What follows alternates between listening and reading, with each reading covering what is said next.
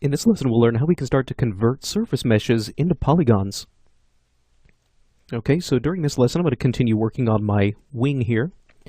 Now, thinking about this wing and its shape, what I would like to do in a little bit later lesson is actually start to add some flaps in the back of these wings. So that way we can actually use these to start to control elevation and things like that. So these are structures you would typically find in a wing. Now, in my particular wing here, you can see that we have this one line that runs sort of back through here. Now the next line is much further forward, so if I were to try to break off this section back here to make the flaps, that results in some very, very tiny little flaps. However, if I were to try to break off this next section from here back, that makes some really, really large flaps. So ideally what I would want to have is something right here in the middle. So what we can do, because this is actually a surface mesh, is we can do that very, very easily by selecting a series of what are called isolines. So an isoline in Softimage can be selected by going over here to our component list, and if we click on this little triangular icon over here, you can see where we have things like U and V isoline, knots, U and V knot curves, and so on and so forth. Now what we want to do is grab either a U or a V isoline, and these pertain to either a horizontal or a vertical isoline. So let's start with a U iso, and in this case it looks like U is the proper direction because that is actually going the direction that we want. Sometimes it may be a little bit of trial and error between whether or not you're using a V or a U. In our case, V is going the wrong direction. So again, I'll set this back to a U isoline and try to put this roughly right in the middle of these two isolines. Now what it could do is go ahead and add another one right underneath here to kind of correspond to this one that we've just added in. And this might be a little bit easier if I actually use two different views to do this. So if I press and hold Shift on my keyboard and start to add in this new U isoline, what I'm doing is as I move this here in my camera view, I'm actually watching it here in my right view to make sure that these actually line up pretty well. So once we have those added in, what we can do is now go to Modify Surface Mesh and insert that knot curve. Okay, we'll go ahead and just use the default settings, and now when I tap my spacebar, you can see we have this new isoline that's been added in. So at this point now I need to add a similar isoline into this wing section because these are going to be joined together. So really I need to have something that lines up almost perfectly with this one. However, you'll notice that once I deselect this previous wing, that I can't actually see that line. So to make this a little bit easier, what we could do is go up to our shaded menu, pull this down, and let's switch this to wireframe on shaded. That way now, even if this mesh is deselected, I can still see that isoline.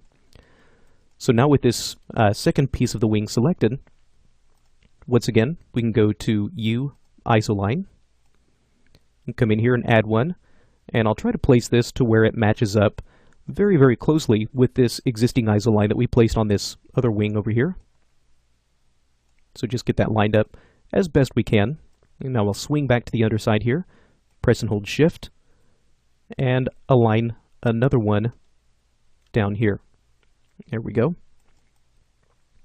And once again, with those placed in, we can go to Modify Surface Mesh and insert that knot. Okay, very good. So now we have a little bit of extra geometry here that should be really, really good for adding in these wing flaps. Now, up to this point, we've been working with these surface meshes, and these surface meshes, as I mentioned earlier, are something that's going to be really, really good for creating this very, very precise modeling, where we have to have maybe surfaces that conform to other surfaces and things like that. These would be really, really difficult effects to try to pull off if we were using polygons. However, from this point forward, as we start to get to these sections where we want to start cutting out geometry, connecting geometry together, these sorts of features become much, much easier to try to pull off if we're using polymeshes. So just because we start off with a surface mesh doesn't mean we have to end with one. We can actually take a surface mesh and convert that to polygons once we're finished doing these surface mesh effects that we needed to accomplish. So we can come in here, let's select these two pieces of the wing. With those selected, what we want to do now is create a new polygon mesh based on these two surfaces. So we'll go to Create, Polymesh, and let's create that by converting NURBS to mesh. Now, in here, if we take a look, you can see we have this new poly mesh that has been generated directly over our surface mesh. If we want to at this point, we can start to control things like the number of subdivisions on that poly mesh, either horizontally or vertically. In my case, I'll leave these both set to 1. Now that should be everything I need. Just go ahead and basically leaving these at the default settings. So now I no longer need my underlying surface mesh, so I can just come in here and press delete. That will remove the surface mesh that was used to build these two. And now you can see we have two separate polygon meshes. You can see these have been now labeled. Now poly meshes are a little bit different because if I were to grab, let's say, this one end and pull that down and over, you can see that with a poly mesh we have these really bright blue outlines. Now this is really signifying where there happens to be a hole or any kind of a border. So this makes it really easy to see if we do have any kind of an open or a closed surface. Now, as I mentioned, with polygons, these become much easier to actually connect and join together. So what I am going to do is take these, and you can see where I have taken this outer piece of the wing and actually just put a little bit of distance between these two sections. So that way we have a little bit of a gap here. And what we will now do is, with both of these selected, let's essentially now join these to form one continuous mesh. Again, this is going to be done by building a new poly mesh over them. So let's go to Create, Poly Mesh, and this time we'll go to Merge. We're going to merge these two pieces together. So at this point now we have essentially one single mesh, but at this point it's not been connected together because we can still see these blue border edges. So if we start to dial up this tolerance, you can see once we hit a certain threshold that these borders snap together, and this becomes now one continuous surface.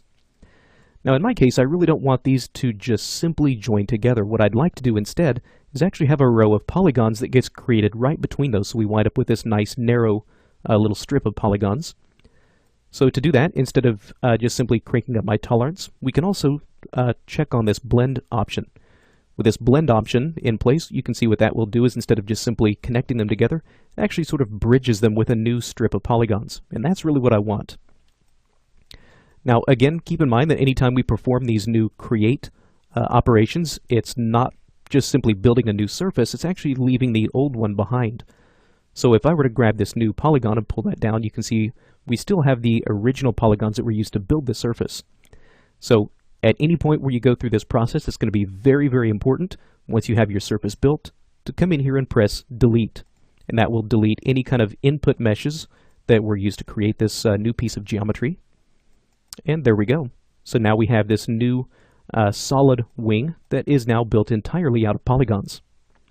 Now in our next lesson, we're going to start to learn how we can begin taking pieces of these polygons and start to rip off and extract these to make new pieces of our wing.